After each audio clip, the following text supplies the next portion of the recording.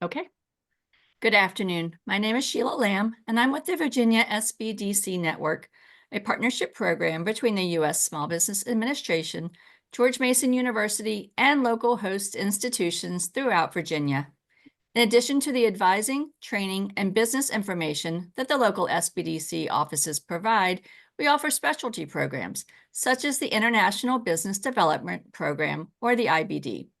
The IBD program works with established firms to enhance their global success. Our certified global business professionals provide confidential advising, training, and customized research to help companies mitigate risk, prioritize markets, identify financing, and grow export sales. The Virginia SBDC IBD program has helped hundreds of Virginia companies from a variety of industry sectors to enter markets around the world. Today's webinar, Trade Talk, Unlocking the Global Potential of STEM Companies, is presented by the Virginia SBDC Network IBD program. We are recording today's presentation, and it will be posted on our website, virginiasbdc.org. Everyone's microphone is muted and the chat feature is turned off, but if you have questions during the presentation, you can type those into the Q&A box. We have also enabled the live transcript function, which you can show or hide via your own meeting controls. And now it is my pleasure to introduce Aaron Miller, International Trade Director with the Virginia SBDC. Thank you, Sheila, for that introduction. And I'm excited to be here with two of my favorite people and two experts in the field of startups and STEM companies. As Sheila mentioned, I'm the director of the IBD program here at George Mason University and have the chance to work with so many different types of companies to help them expand into international markets. But our focus here today is really going to be talking about what are the specific needs for companies coming out of the STEM sectors as they prepare and then enter international markets. So I'm joined by Rebecca Haydock, who is our local director of the Central Virginia Small Business Development Center based in Charlottesville. She's also the managing director of Venture Central and a board member and investor with the Charlottesville Angel Network. She's a certified global business professional, a CGBP, like many of us here on the IBD team as well. And she's her experience primarily is with the high growth oriented early stage businesses. Also joining us is Lisa Garcia. Lisa is our global STEM leader and consultant who we're working with on this project. She is an advisor and coach to business leaders specializing in helping scientists gather and understand data and achieve their commercialization goals. She's led instructional processes and tools and mentored and instructed under the NSF I-Corps program. She's taught at the Virginia Tech College of Business and College of Engineering, and she previously directed the Regional Accelerator and Mentoring Program in Roanoke. So as Sheila mentioned, this will be a free-flowing conversation. Feel free to use the Q&A function if you have questions, and we'll address them either while they come in or wait for the appropriate time to do that. So welcome, Lisa and Rebecca. And before we really get into the meat of our conversation today, maybe we could start with Lisa to just share a little bit about your background working with STEM companies. Sure. Thank you, Aaron. I appreciate the opportunity to be here and talk to your audience. I've had a really fantastic run working with companies from idea stage all the way to small companies exporting around the world. And it's been really great to see it from all sides and all angles. I've worked with, as you noted, STEM entrepreneurs, but a good number of university researchers and developers that are creating and innovating and inventing things that our tax dollars support and that we all want to see get to market in some form or fashion. So that's been a great pleasure. And I met you, as you know, working with some technology companies based out of Blacksburg, Virginia, that were looking to go global and did quite well, some of which I know are expanding at this moment into new markets in the Middle East. So it's been great to be tap into the resources that you and your team offer to help companies go global. Thanks, Lisa. I know it's a great value to our network to have somebody who's both been there as a company and utilize these actual resources that are on the ground here in Virginia. And then you're also that coach and advisor as well. So it's a great perspective that you can bring to our companies. Rebecca, how about you? What has been your background working with STEM companies? Well, it's a little all over the place, but I've personally owned 7 businesses from bagel shops to biotech. Had an exit. I was COO of a virus detection company as well as a microencapsulation company. So went through, soup to nuts with that. But my professional career, I started in technology with a firm called Technology Management and Funding out of Princeton, New Jersey, where I had a portfolio of 20 high-tech, basically inventions. They weren't really companies yet. And the role of that entity, and this was a while ago, so this was before we could Google solutions and get the incredible connections and contacts that we have today. We would put a team around them with, contract attorneys, intellectual property attorneys, market researchers, folks that can do business development, but we were also doing strategic alliance work, which is somewhat similar to what happens when we go international. Identifying other companies that already can take that technology and move it into the market. After that, I became the COO of those couple of companies, and have at this point probably worked with several hundred tech companies, all through all of those entities being, TMF, Technology Management and Funding, the Charlottesville Angel Network that Aaron mentioned, as well as now in my current day job with the Virginia Small Business Development Center Network. And the Small Business Development Center that we have here in Central Virginia has a strong vertical in serving innovative entrepreneurs. Part of that is because we are also the home of the University of Virginia, which has a lot of innovations coming out of it. But this just tends to be an area where there's quite a number of STEM companies that are not only growing here, but locating here and looking for resources. Yeah, it's really an impressive place. There's a lot going on there in Charlottesville, and I always love working with the companies that come through your office, as you know, Rebecca. We're never bored. That's right. Do a lot of amazing things. Yeah, amazing companies and entrepreneurs. And you mentioned kind of working both with companies at very early stage that are more R&D as well as established firms. What has been your experience working, to help these firms globalize or become an international company? It's been really interesting. And initially, it surprised me how many hadn't thought about global markets, because in some instances, those companies are best served starting in global markets. For example, if they need EPA approval or there are some other large US regulatory hurdles. There were a lot of folks following the fake it till you make it methodology. What we also call accidental exporting, right? Folks that were exporting but weren't thinking about the fact that they were exporting, and there's quite a few things that they need to know and think about to do that properly. So, with your office, right, and with other resources, we've been reaching out to identify these companies, because what we're finding is that when they know about what they should be doing and when they're connected to entities like the International Business Development Team, they are iterating faster, that flywheel of succeed, iterate, and either advance or pivot happens a lot quicker when they're connected to these kinds of resources.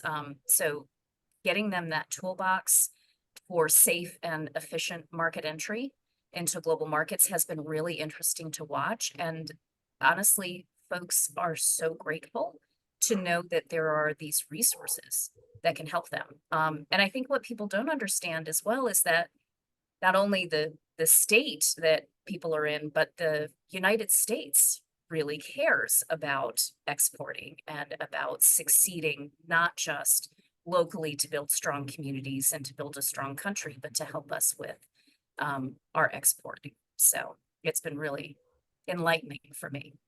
Great. And I know this wasn't necessarily a question I was going to ask you, but you also have your certified global business professional certification. So, you know, has that helped you in being able to work with STEM companies, and how so? Yeah, absolutely. Well, it's just awareness, right? Understanding what to be looking for in these companies. Where are they in terms of their resources internally? Can they handle export markets? You know, and also just awareness of how easy it is to find out where is your product being sold elsewhere in the world? What are the key markets?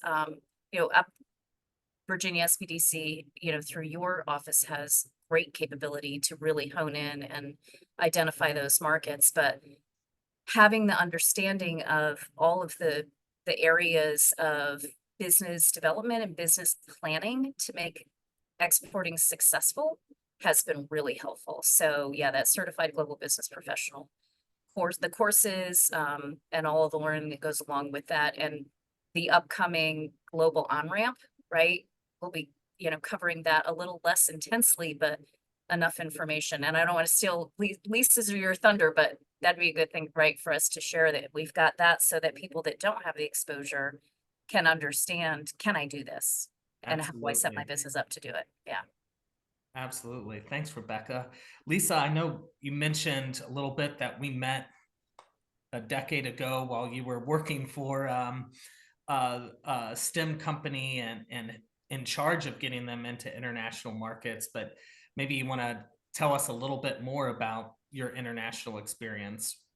Yeah, I had the opportunity to work with a company here in Blacksburg, Virginia, in the research park that had licensed an intellectual property from NASA. And the reason I bring that up is it goes to actually a call that I had this morning with somebody else, another expert in our field, working with companies in Virginia going global.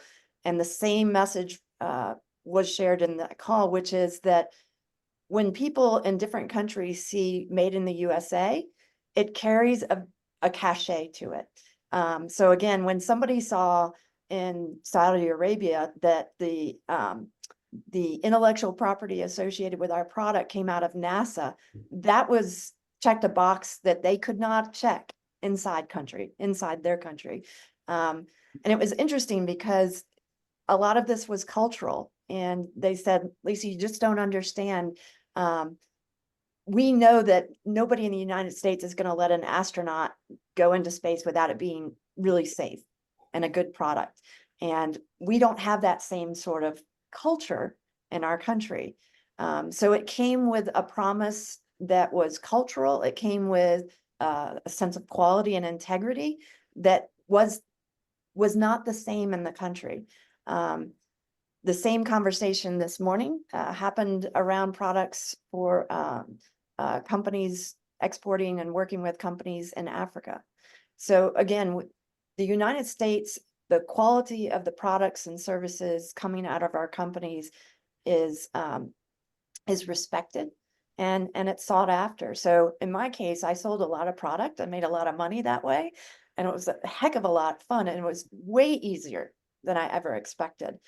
So the other thing is that I want to note about that work that we're all doing is sort of we're helping with our networks to de-risk going global by helping people with warm introductions in country and in the Commonwealth of Virginia to build social capital, right, with all of these entities and organizations, and demystifying that process. Again, Rebecca mentioned that the upcoming training we'll be offering, and you mentioned the CGBP training that's out there and available, and experts that we have that we can introduce folks to that already have that training that really demystifies this process. Now, that doesn't mean it makes it easy, right? It takes a lot of work and commitment, but it is absolutely doable.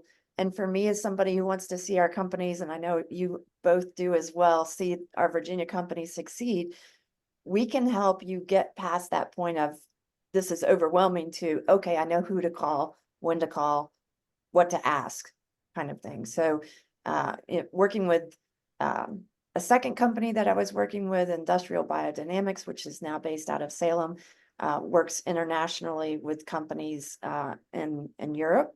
Again, demystifying that process and knowing that with logistics, it's an ever-changing puzzle to figure out. So you're going to have to maintain those relationships with people like you, Aaron, and Virginia SBDC, IBD, others in Export Virginia, VEDP.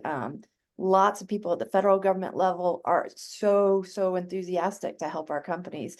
And I think sometimes we just had to nudge people to get past the fear of asking for help, maybe, or knowing where to call, really.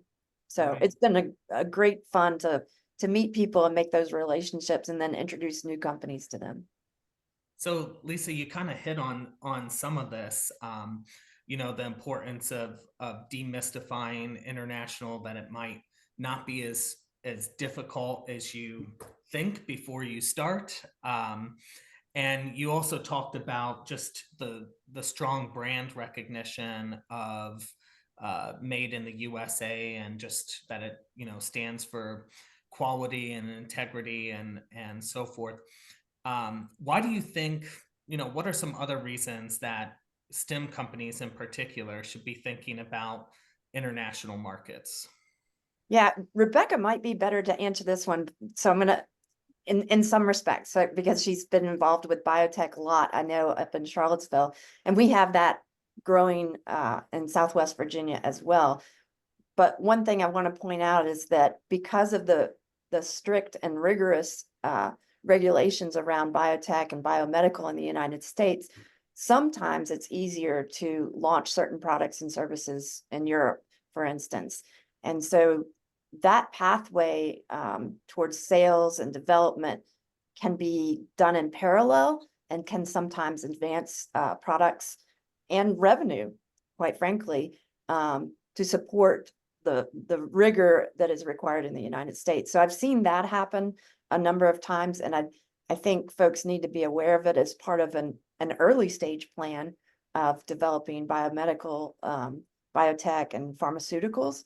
The other aspect I would say is that we all know that Virginia's strong in cybersecurity and those kinds of technology products. And when you go international, again, there are different cultural opportunities that the United States brings to the table that other countries can't. Again, around different rules and regulations. So it's just like any other product or service. We'll take banking, for instance. The finance laws in countries vary.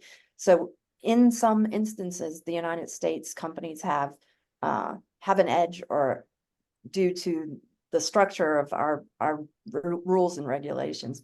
Rebecca, does this bring to mind any instances where you've seen that we have an edge?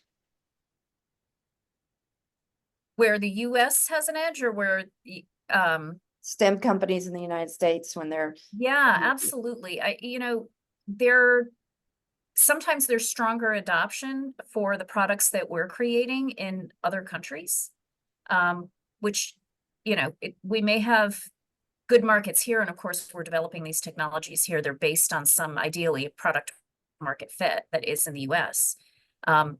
But yeah, sometimes we're developing things that have really strong commercial success potential in other countries, and even stronger than in the United States. And I find often that can be because other countries may be more advanced in some of their social or environmental requirements, or it could be they've just got partners and maybe manufacturing capabilities or other capabilities that are stronger in certain industries than we have here.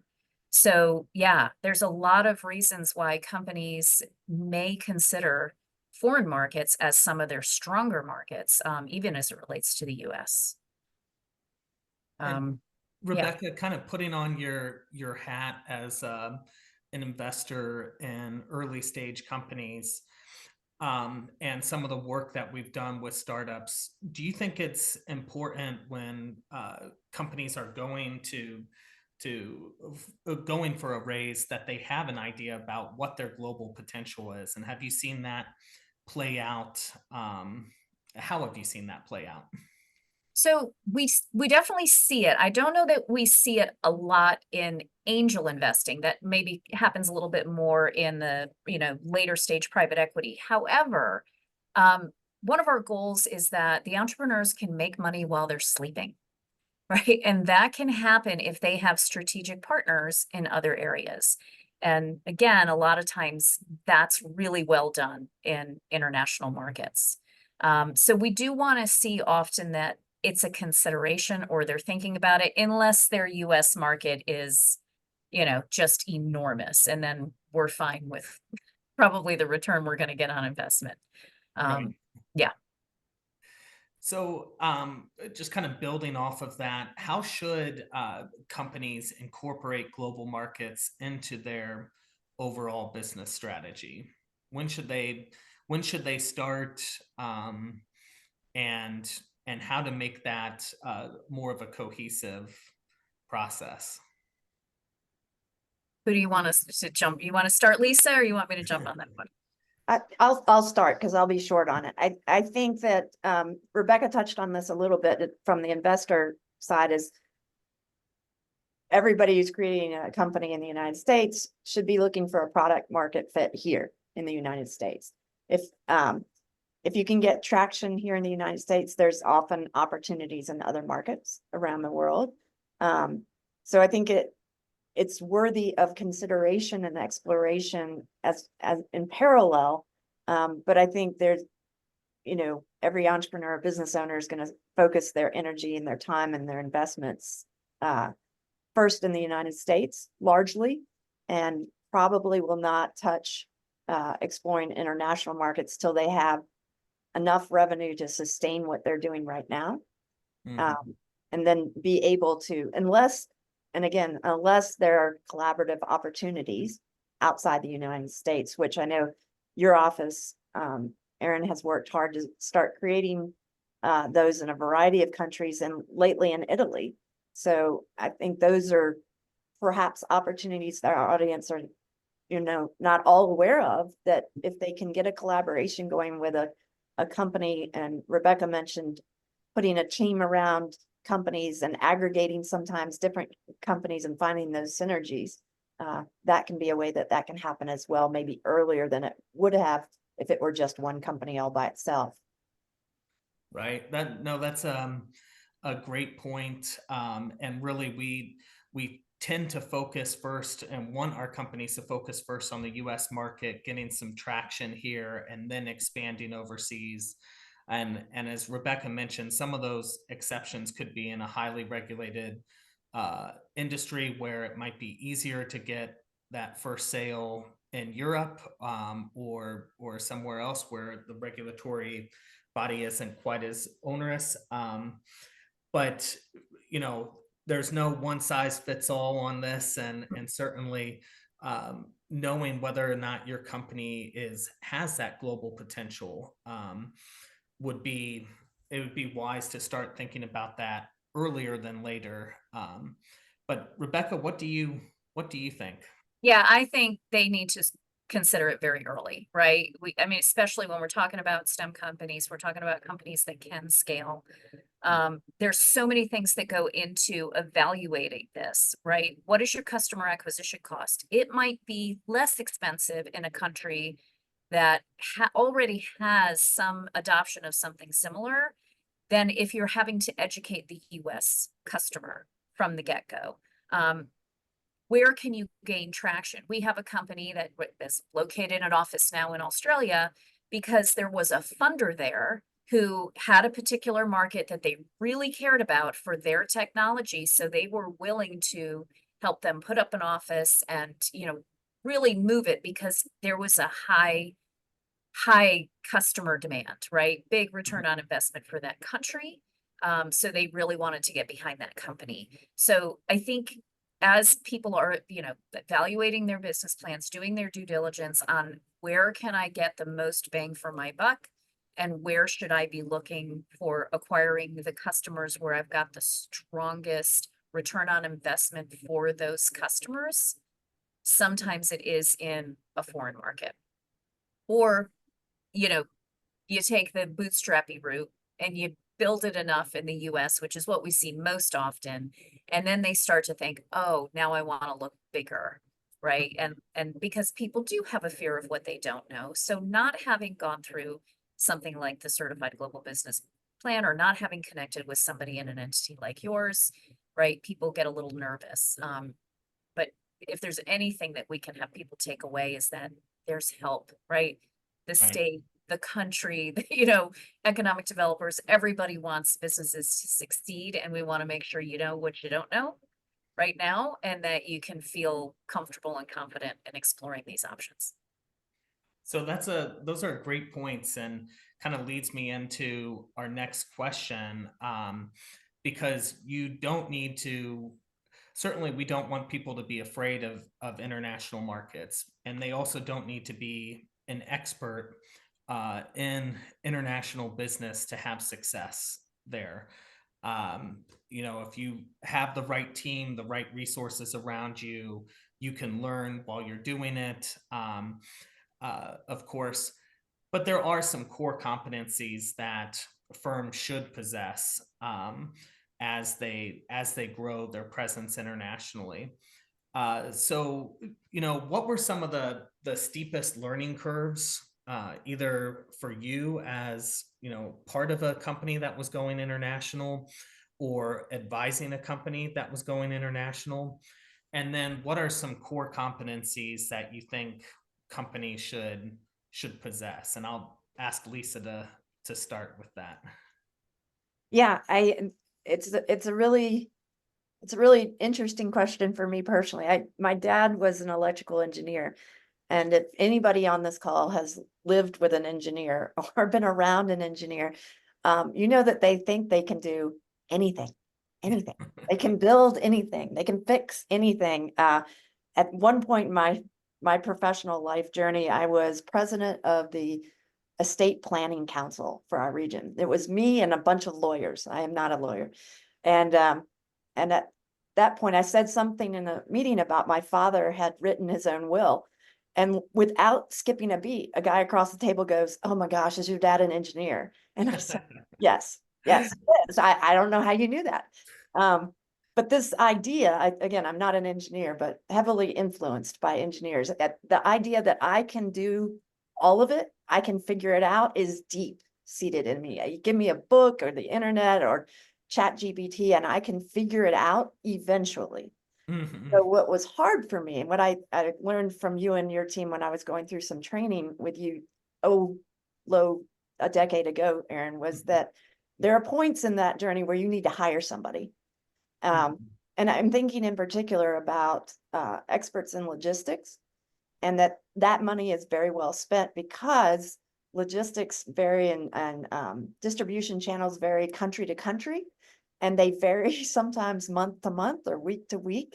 And there's value added in paying somebody who specializes in something they're doing all day, every day, especially if your company's not exporting every day, all day, right? So if it's something you're doing, you're a smaller company and you're exporting maybe every couple of months, which was the size companies that I was working with, it pays to know when to hire somebody else. And again, I can't express enough here. Rebecca used the phrase earlier of putting a team around some technology or some IP that you were working with. And that is what I've really enjoyed in my career, is finding the right people and putting teams around entrepreneurs and companies so that they could grow. And when going global, it's no different in that respect. You put people around them that know when to say, go hire an attorney to get that contract. You don't need to write that yourself. When to do those kinds of things. So I think the steepest learning curve for me was figuring out which parts our company should spend money on and which things we could figure out, and it, you know, the ROI was more valuable for us as a small company to do it ourselves. That's great. That's a great insight, because yeah, you're right. You don't need to be an expert in everything. And sometimes it really pays to hire somebody who is doing this day in and day out, and it's their job to know this, versus you trying to figure it out as we go, and as things are shifting and changing on a monthly or yearly basis. So Rebecca, do you have any thoughts on, kind of what core competencies people should possess, and what were some of the steepest learning curves? Crossing your T's and dotting your I's and making sure they're consistent on every piece of paperwork, right? You can't have variations in names of things. You can't have variations in numbers. Things need to be precise. So the ability to track information and be detailed with paperwork, and having someone that has the time to do that, right? As entrepreneurs, we're often rushed. We're wearing a bunch of hats. Sometimes we can resemble a spinning top. That's not going to work for internationals. It requires focus. I think it also requires the ability to assess and prepare for risk. And the good news is there are entities that help with that. And there are folks that will help companies do due diligence or protect themselves insurance-wise, financial insurance-wise. But really having the ability to assess, track information, be detail-oriented, to me, those are really keys, because there's a lot, and as well learn, right? Every market's different, the cultures are different, the marketing strategies are different. Having people, and to Lisa's point, surrounding yourself with people that you can have do some of those things. And there are a lot of great resources for that. But internally, assess, prepare, track, check it twice. I think that would be my summary. Right, right. No, that's a good point. You definitely need to be really detail oriented, and you have to know when you can shorthand something and you can't. So that's all very important things to keep in mind. I guess talking a little bit more about the STEM companies that we will be working with, and that we are working with in the global on-ramp program. We've seen, I think, a number of times where really innovative companies are not thinking about global protection for their IP when they're early stage, because they're just so focused on the US market, and maybe they have a limited budget and don't want to file for patent protection overseas at that time. And then they come to find out that when they do see this potential, and now it's 2 or 3 years down the road, they've either lost their first mover advantage, or it's too expensive to file a patent there now, or they have to really limit the number of markets that they can pursue. We see that quite a bit with STEM companies. And so I think our program and that's starting in a few weeks here, is really going to bring home some of those resources for companies thinking about securing their intellectual property and ways to go about that. We're also focusing on the data privacy issues, which are so prevalent in international markets that maybe don't get as much attention here in the States. We seem to think that our data is out there and there's nothing we can do about it, and go from there.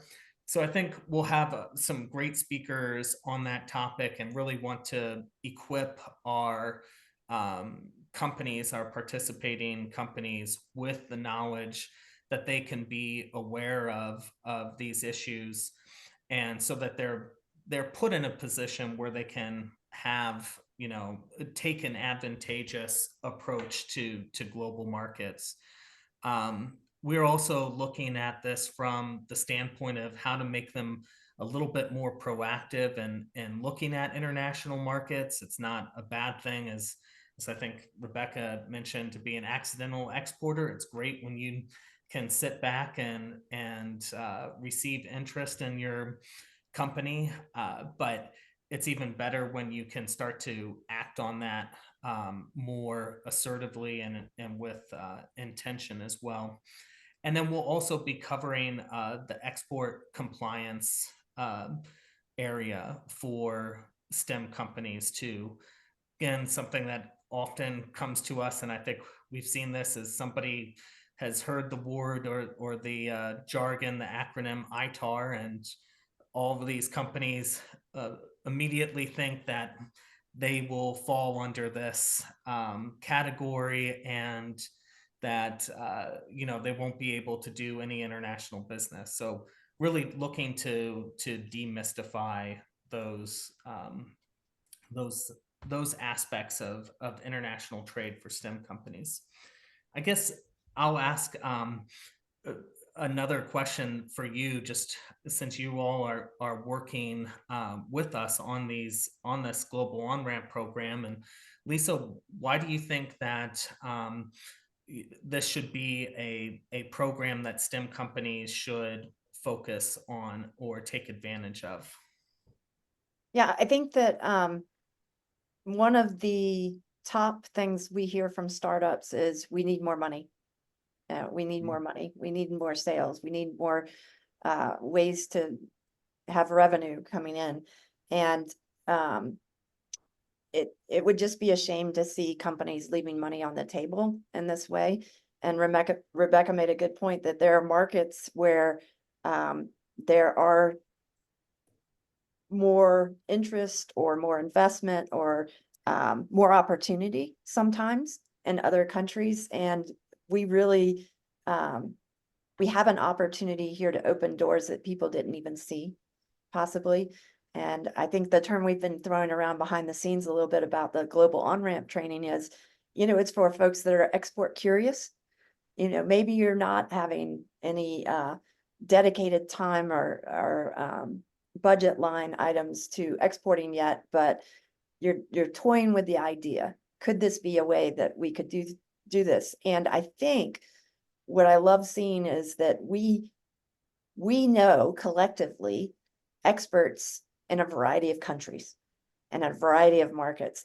And for STEM companies, if somebody came to our team and said, do you know anybody that knows something about cybersecurity in Poland, right? I think we could probably connect them with somebody directly or one degree of freedom away from that person. So that kind of network, which is already built, we're here, you can tap into our networks, is amazing. And we also, and we didn't get the chance yet to mention the Virginia DC Export Council, right?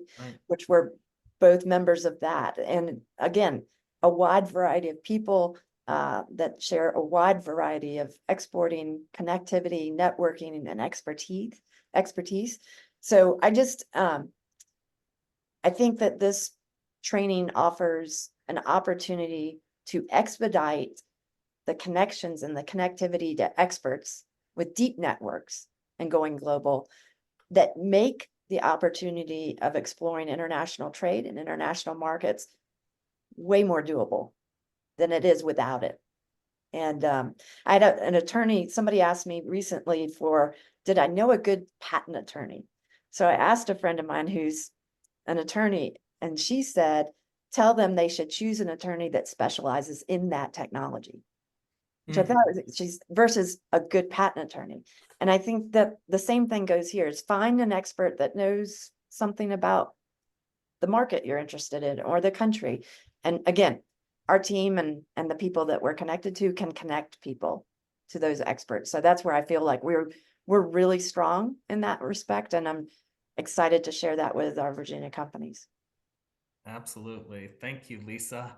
Well, I think before we close, I just wanted to, thank you both for your time here, and ask you if there's one piece of information that you can share, that you wish that STEM companies knew about exporting. Is there one bit of parting advice that you have? And we'll start with Rebecca. Well, I think we've covered it, which is really there is more help out there, and you don't need to be afraid of what you don't know. I remember when I was going to have my first kid and I was nervous about finding a pediatrician. And I was talking to a guy on the plane and I said, I want a doctor that's going to tell me what I need to be asking because I don't know what I should ask. And we have those resources for international, right? Where we meet with the company, we talk to them, we find out, what's your vision, what's your mission, what's your goal, your personal goal, because it's always about the human at the helm. And then how do we get there? And we can look at what makes sense, and does international make sense for that business? And if so, how do we get you there? And so I think just making sure that people know, one, the world is smaller than you think, right? As Lisa mentioned, these connections, right? Aaron, you helped me. I had one of my clients mention Uzbekistan and needing to make some connections there. And lo and behold, she knew exactly who we needed to talk to, right? So yeah, understanding that, the state, the country, the people in these entities, we want businesses to succeed. That's what we're here for.